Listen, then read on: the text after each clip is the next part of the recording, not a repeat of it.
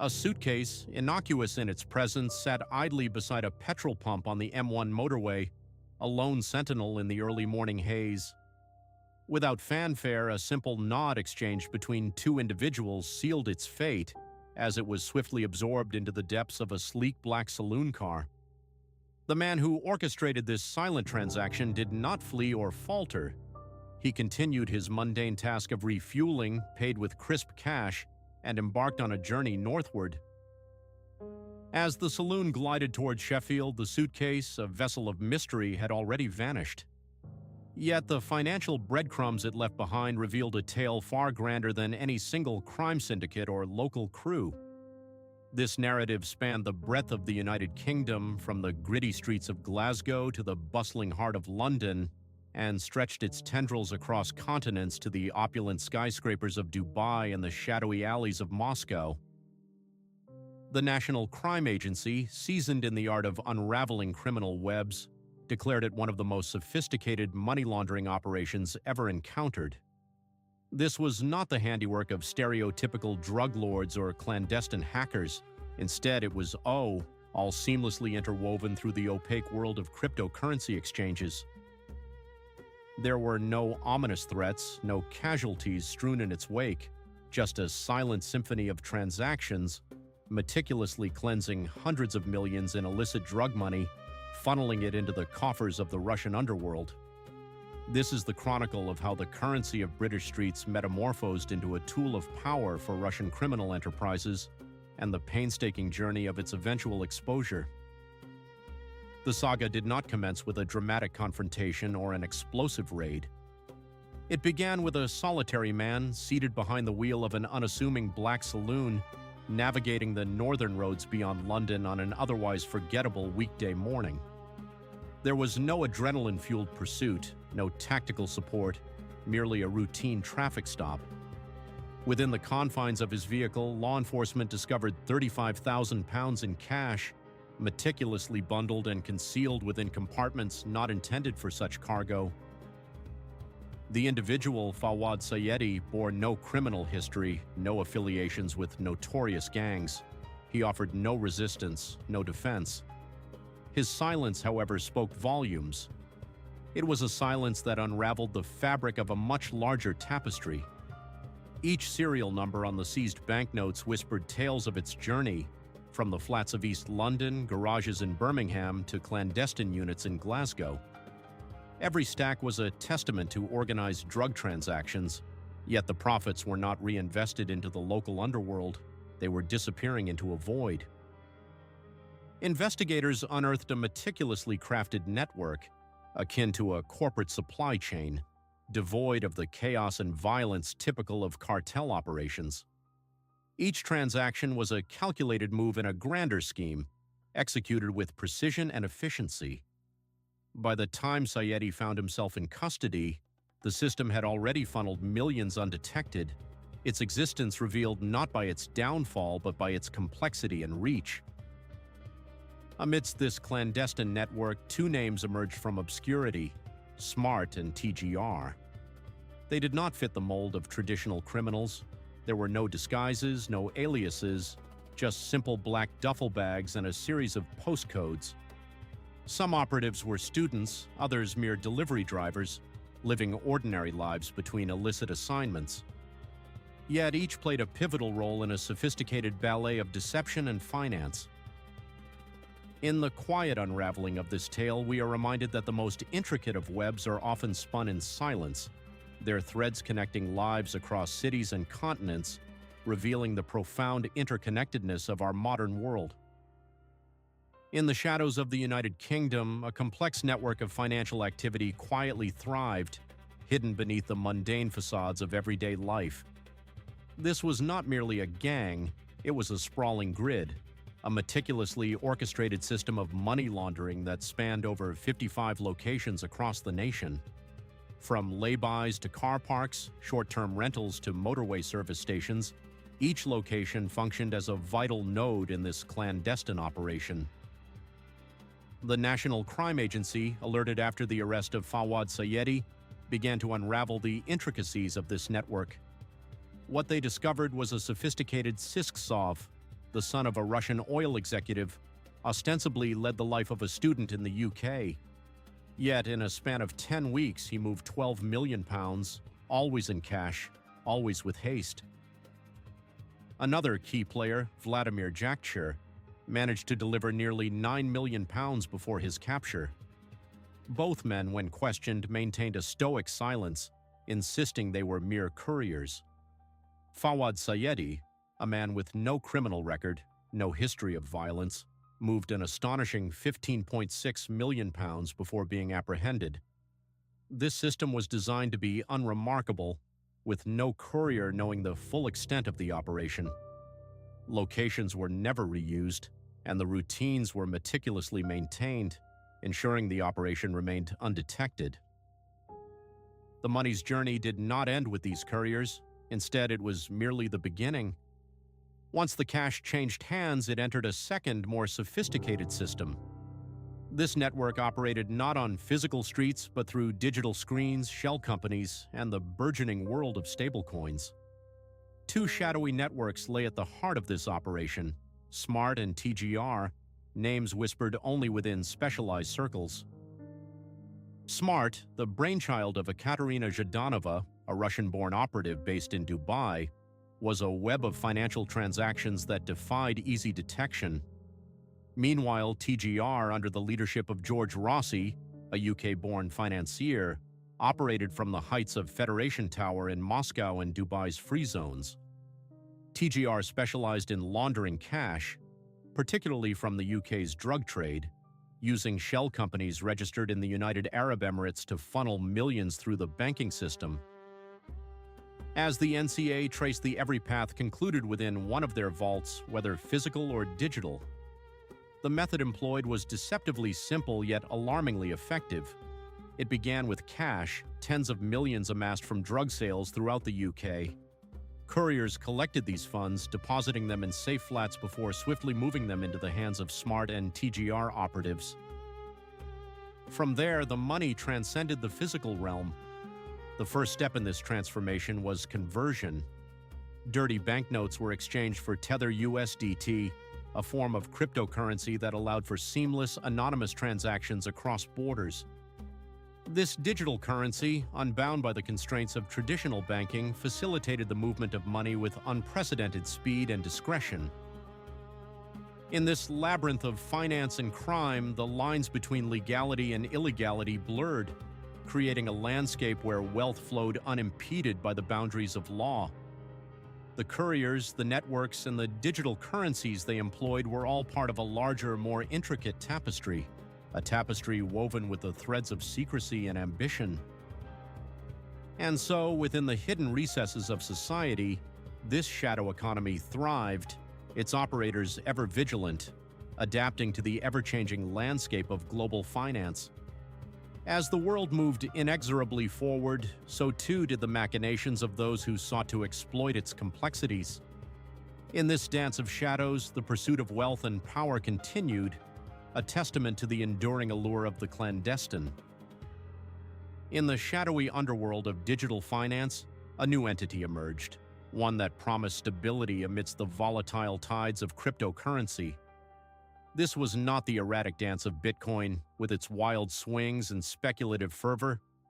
This was a stablecoin meticulously pegged to the steadfast US dollar, a digital currency that offered the assurance of value and the swiftness of digital transactions without the need for traditional banking oversight. This stablecoin flowed through the ether of the internet with remarkable speed, absolutely no involvement from banks. In this digital realm, wallets could be opened and closed in mere hours, transcending geographical boundaries with ease.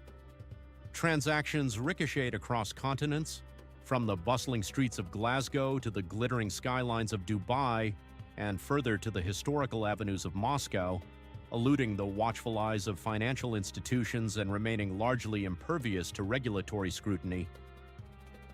The journey of these digital assets was often obscured through a labyrinthine network of shell companies. Some of these entities existed in the tangible world, while others were mere illusions, registered only on paper. in the United Acres and transforming them back into traditional fiat currency, real estate, or diverse investment portfolios. Each step along this circuitous route appeared legal, yet collectively these paths effectively erased any trace of the asset's origins.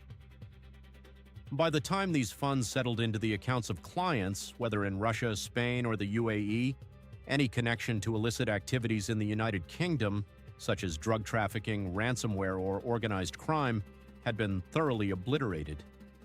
This was not the crude, hasty laundering of street cash. It was a sophisticated digital laundering operation, silent, scalable, and global in scope. At the heart of this intricate web lay a figure known as Katerina Zhidanova. A woman without a criminal record, she bore no gang tattoos nor any history of violence.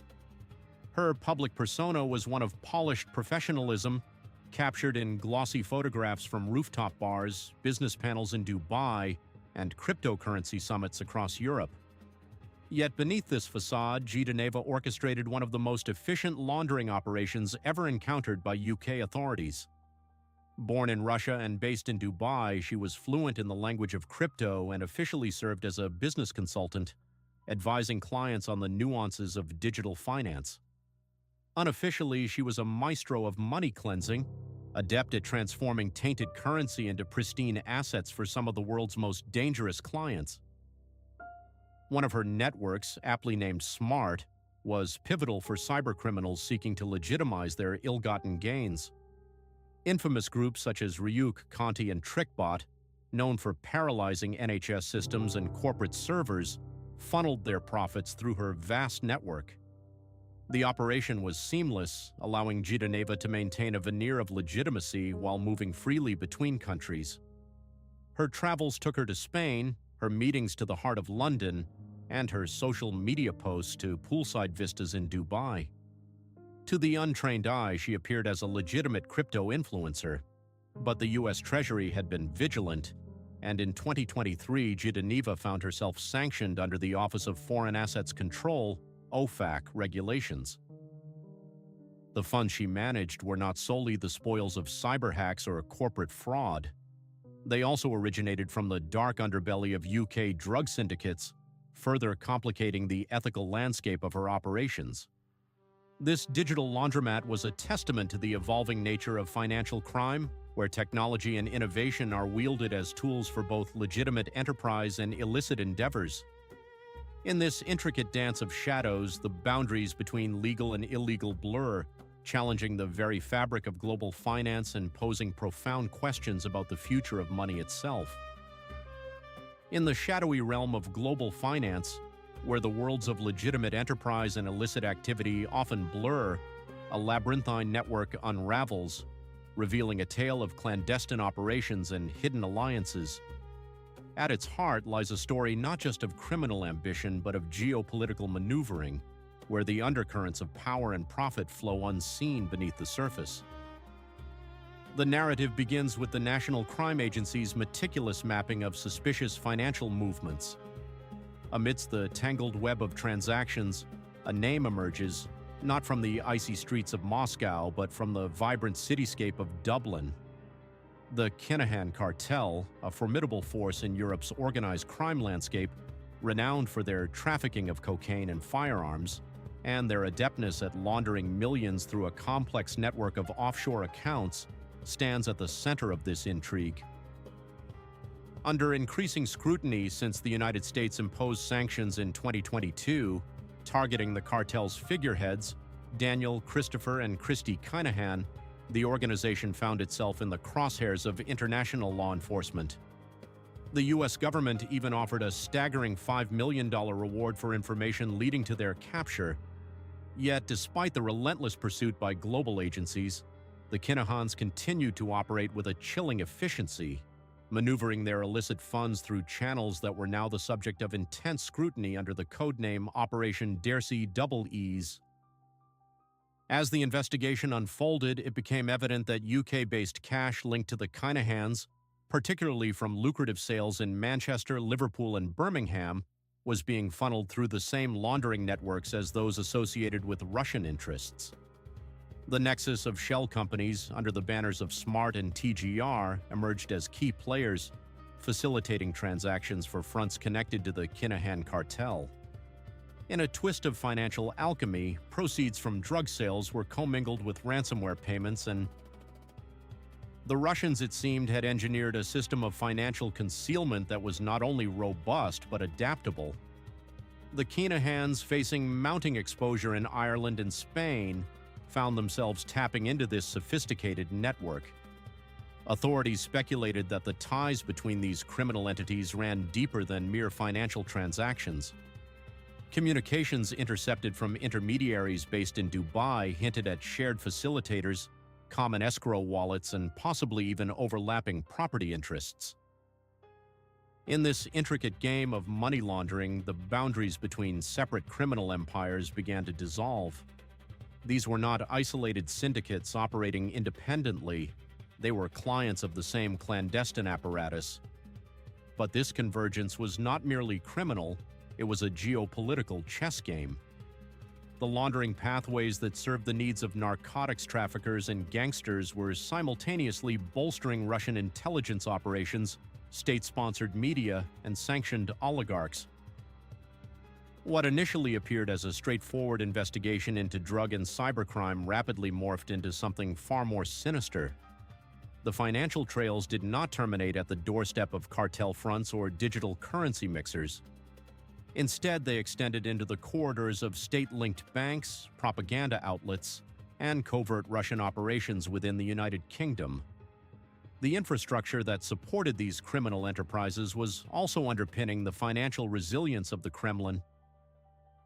Documents seized during Operation Deersay Double E's rev-looting the UK division of RT, formerly known as Russia Today.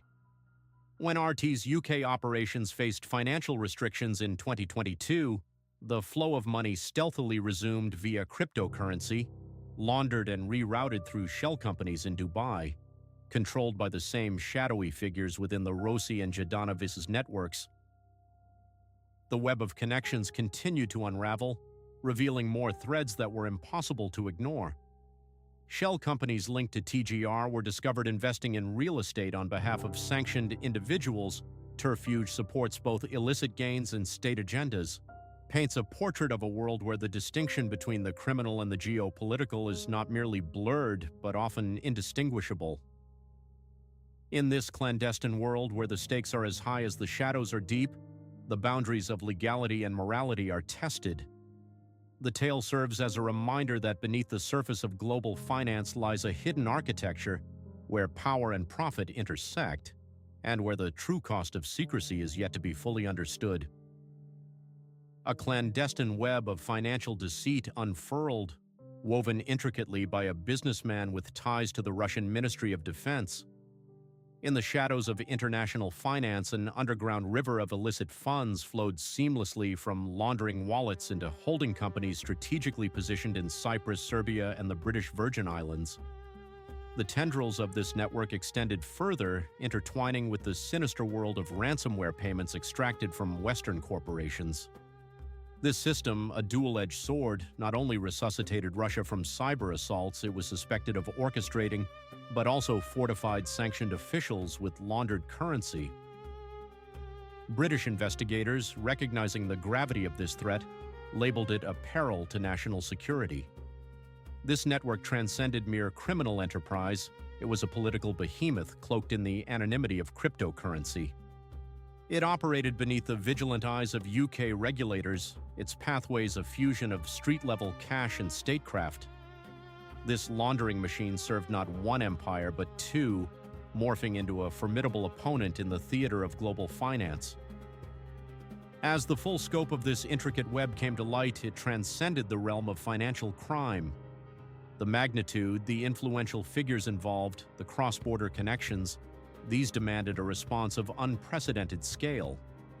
Thus, the UK's National Crime Agency initiated Operation Desta Belize, a meticulously coordinated cross-border offensive, the fruition of intelligence amassed over 3 years.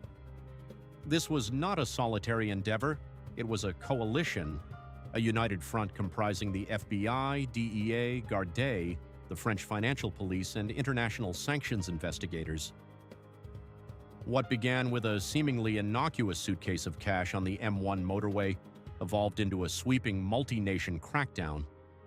As the sun set on 2023 and rose on 2024, raids were executed with precision across the British Isles, in London, Manchester, Glasgow, Birmingham, and the Channel Islands. In concert, French authorities apprehended Katerina Jadonova near Bordeaux. In Ireland, customs officials intercepted crypto wallets linked to King Han operatives, while in Dubai, financial regulators froze and delisted shell companies tied to TGR. This sweeping operation resulted in the arrest of 84 individuals and the seizure of over £20 million in assets, encompassing physical cash, cryptocurrency, and opulent real estate. More than 100 cryptocurrency wallets were either emptied or blacklisted, and a multitude of companies spanning consulting firms to courier services were permanently shuttered. The consequences reverberated beyond criminal circles, inflicting structural damage upon the laundering apparatus itself. Couriers vanished, wallets fell silent, and clients, from narcotics syndicates to ransomware collectives, found their lifelines severed. The National Crime Agency heralded this as the most significant dismantling of a laundering network on UK soil. Yet, even as legal proceedings commenced and charges were formalized, a sobering realization persisted. This was not merely a criminal organization, it was a resilient system engineered to endure, with multiple heads ready to rise anew. The arrests marked only the beginning. The true devastation unfolded in courtrooms, on financial blacklists, and through the unyielding chill of frozen assets. In the end, this saga of financial subterfuge and international intrigue stands as a testament to the complex interplay of power, crime, and resilience. It underscores a profound truth: systems, once entrenched, possess a tenacity that defies simple dismantling. The battle against such formidable foes is not won solely through arrests, but through relentless vigilance and unwavering resolve. In the shadowy world of digital assets, where the allure of anonymity dances with the complexity of global finance, the early months of 2024 marked a decisive turning point. The United States Treasury's Office of Foreign Assets Control delivered a calculated blow against the architects of an extensive cybercrime network. At the heart of this operation were the enigmatic figures behind SMART and TGR, whose influence stretched far beyond the confines of the United Kingdom. Among those ensnared in this intricate web was Katerina Jadonova, a name synonymous with cybercrime laundering.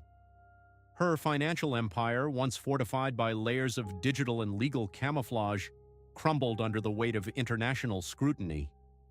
The freezing of her wallets and personal bank accounts, coupled with the seizure of her opulent Dubai apartment, signified a pivotal moment in the battle against illicit finance. This property, registered under a holding firm, fell victim to the stringent anti-money laundering statutes of the Emirati authorities. George Rossi, the elusive mastermind operating behind TGR, found his empire similarly besieged. Despite his current whereabouts remaining shrouded in mystery, his corporate entities were not spared. TGR Partners LLT, TGR DWC LLC, and additional businesses registered in Dubai were blacklisted, their operations crippled by sanctions. Between the years 2020 and 2023, these entities had facilitated the laundering of over £150 million, a staggering testament to the scale of their illicit endeavors. The reverberations of these sanctions extended further, ensnaring Elena Cherkinian, a steadfast associate of Rossi, and Andres Bradens, a Latvian national intricately linked to TGR's logistics network. Vladimir Magomedov, a Russian state-affiliated investor, had also utilized these clandestine channels to circumvent UK property restrictions. For investigators, this was not just a crackdown, it was a strategic dismantling of a complex financial labyrinth. The sanctions were not merely punitive measures, they were a strategic offensive designed to sever the arteries of international crime.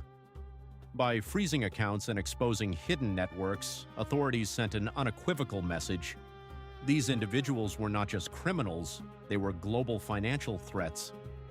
In the aftermath, new leads emerged in Cyprus, Gibraltar, and Serbia, each tethered to wallet addresses associated with Rossi and Jadanova. The operation had not simply been halted, it was unspooling, revealing its secrets layer by layer. As the dust settled, the first to face justice were the couriers, the silent cogs in this vast machine.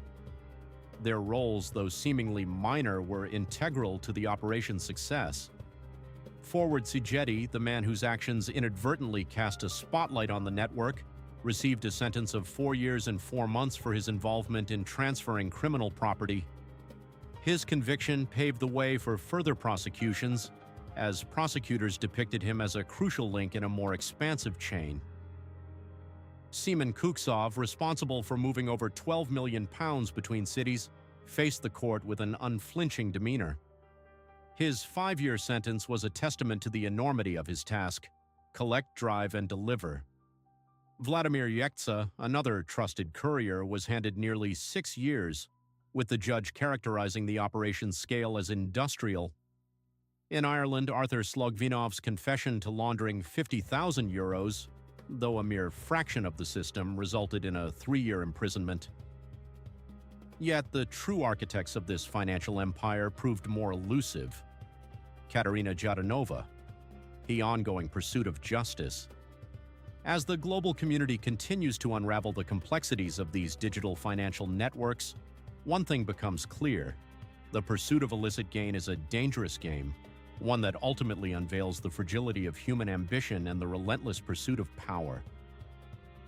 Amidst a web of intrigue and deception, a woman stands accused, enmeshed in the intricate workings of a sophisticated laundering network. Held in pre-trial detention, she awaits the judgment of French authorities, who scrutinize her alleged pivotal role. Across the Channel, the United Kingdom maintains its watchful eye, entwined in the broader tapestry of this investigation, yet hesitates to initiate formal extradition.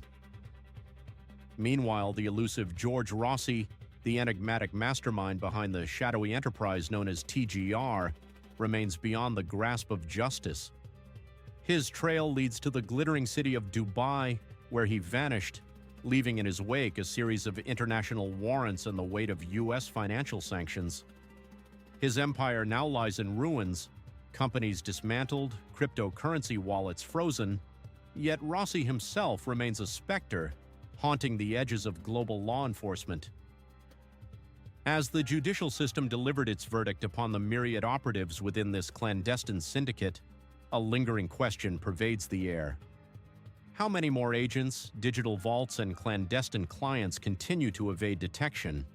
And how many stand poised to fill the void left by those apprehended?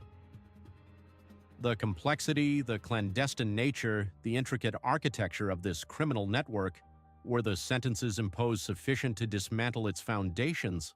Or have authorities merely grazed the surface of a far more formidable beast? In this labyrinth of secrets and shadows, the quest for justice presses on, ever vigilant, ever persistent. For in the relentless pursuit of truth, the unknown beckons, challenging us to delve deeper, to uncover the unseen layers of a criminal underworld that knows no bounds.